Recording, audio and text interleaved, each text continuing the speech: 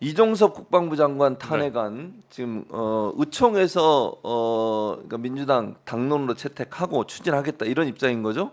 네, 먼저 말씀해 주시지요. 네, 이종석 국방부 장관 탄핵해야 됩니다. 책임을 반드시 물어야 됩니다. 해병대 고 최수근 상병 수사와 관련돼서 사망과 관련된 책임 소재를 따지기 위한 수사와 관련해서 외압 의혹이 계속해서 제기되고 있지 않습니까? 그 외압의 중심, 맨 머리는 윤석열 대통령입니다. 윤석열 대통령이 지난 7월 31일 경로했다는 거 아니겠습니까? 그것을 전해 들은 국방부와 해병대가 초기 수사 결과를 바꾸려고 했던 것이고요. 명백한 외압이 있었다는 그런 정황들이 많이 나오고 있습니다. 그 상황에서 가장 중심적인 역할을 했던 사람이 이종섭 국방부 장관이에요. 불법적으로 수사에 관여하고 수사 결과를 고치려고 시도했고 실제로 수사 결과가 바뀌었습니다. 8명이 과실치사 혐의를 받았다가 2명으로 줄었고요. 임성근 해병대 1사단장 뺐습니다. 오늘 네. 지금 지금 갑자기 단독, 사회 네. 표명을 사회 했네요. 표명을 했군요.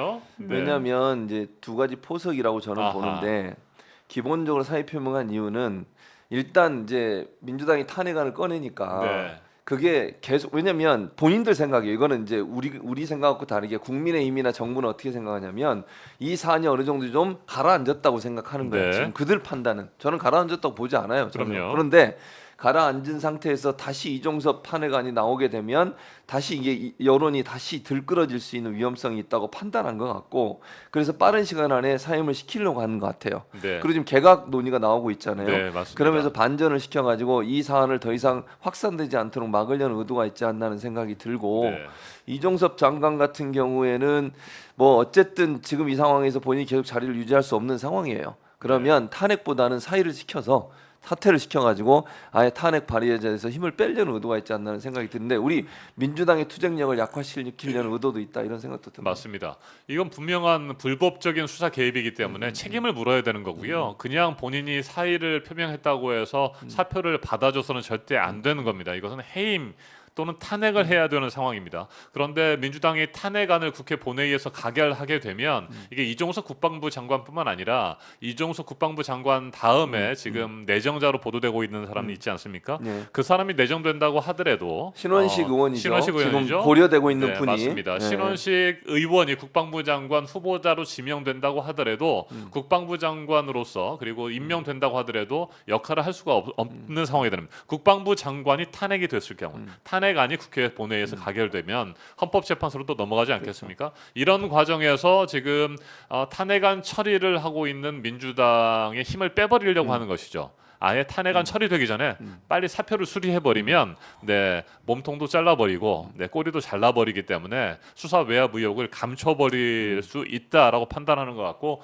오늘 서둘러서 사의를 표명하게 만든 것이 아닌가 생각이 듭니다. 그 말씀 주신 것처럼 지금 이것이 현 정부에서는 끝났다고 생각하는 것 같은데 저는 그렇다고 생각하지 전혀 그렇지 않습니다. 않아요. 왜 그러냐면 최수근 상병이 사망을 했고 네. 그건 윗선에서 분명히 잘못한 것이 명백하게 다 드러나 있습니다. 이 최수근 상병에 대한 보도는 가만히 보시면은요, 뭐 그 여야 진보가 없습니다. 진보 보수가 없어요. 그렇죠. 이것은 사실 있는 그대로 다 보도가 많이 됐었고요. 그리고 정부 기관에 출입하는 기자들도 이거에 대해서는 잘 또 얘기를 보도를 하고 있습니다. 그런데 그렇게 잘 수사했던 수사관을 또 지금 항명죄로 덮어 씌우려고 했잖아요. 이거는 국민 분노가 더 많이 일어날 것을 대비해서 우선 다 꼬리 자르려고 하는 것 같다. 민주당이 뭐 지금 뭐 해임을 표명하고 그런 그 브리핑을 하고 그런다고 해서 지금 현 정권이 말을 듣는 건 아닙니다. 그래서 이 건에 대해서는 아마 국민 무서운 줄 조금만 알았던 건 아닌가. 아니면 또 일이 더 커지는 것을 방지하기 위한 것은 아닌가. 그걸 마지막으로 이게 마지막으로 저는 진짜 대통령이 직접 연결되어 있구나. 그게 이제 육성 녹음이 있느냐 없느냐 이거 있었잖아요. 그 건에 대해서 정말 두려워하고 있구나. 그런 것을 좀 보여집니다. 맞습니다. 서둘러 끊어내려고 하는 것이죠. 윤석열 대통령이 실제로 경로했고 이런 식으로 이런 일로 사단장을 해임하게 되면 어떤 사람이 사단장 하겠느냐라고 하는 구체적인 발언까지 나왔다는 거 아니겠습니까?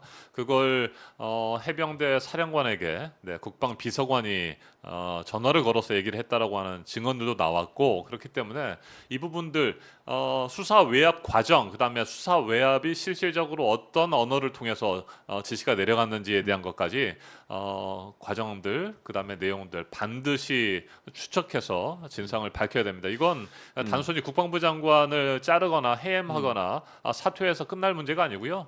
윤석열 대통령이 어떤 역할을 했는지, 어떤 식으로 구체적으로 불법적인 수사 개입을 지시했는지 이 부분 밝혀야 됩니다. 이건 국정농단이죠. 그러니까 네. 검찰이 그걸 못하니까 특검을 해야 된다는 네. 거예요. 지금 현 검찰이 그걸 할 수 있겠어요? 누가 봐도 할 수 없다고 보고 있기 때문에 저는 반드시 민주당이 특검 추진에 특검 가야 되고요. 뭐 사퇴하든 말든 상관없이. 그리고 맞습니다. 공소장에서 자기들 스스로 인정한 꼴이 돼버렸어요. 공소장 네. 내용 보세요. 공소장 내용을 보면 이 국방부 장관의 지시가 있었다는 내용들이 뉘앙스로 포함돼 있어요, 그 안에. 그리고 그 내용도 보면 이렇게 돼 있는 거잖아요. 결국은 해병대 부사령관이 국방부 장관하고 만나서 지시사항을 받았고 그 지시사항 3개인가 4개 중에 첫 번째가 혐의 내용 빼라는 거 아닙니까? 네. 그러면 누군가를 꼭 집어 수사에 개입했다고 볼 수 없어요. 본인은 뭐 그게 아니라고 또 국회 나와서 그렇게 얘기했어요. 진술을 했어요. 답변하는 과정에서. 그것도 이제 그 내용과는 상치되는 부분이잖아요. 네네. 그럼 거짓말 논란이 또 생길 수밖에 없는 거고. 그리고 이미 사인한 내용에 대해서 왜 사인했냐고 물어봤더니 뭐라 그랬죠? 그때는 확신이 없었는데 사인했대요.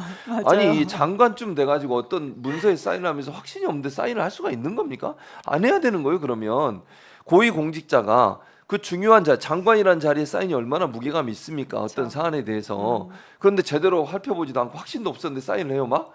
그러면 그 사람 말이 그 말이 맞다면 지금까지 했던 그 사람의 모든 결제 내용들은 다 들여다봐야 돼.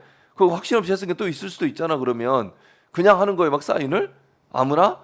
이 말도 안 되는 국민의 주장을 해. 생명과 안전은 전혀 고려하지 않고 챙기지도 않고 지킬 자세도 갖춰주지 않은 윤석열 정부의 모습을 하나로 제대로 보여주는 것 같습니다. 정말 무책임한 국방부 장관이죠. 네.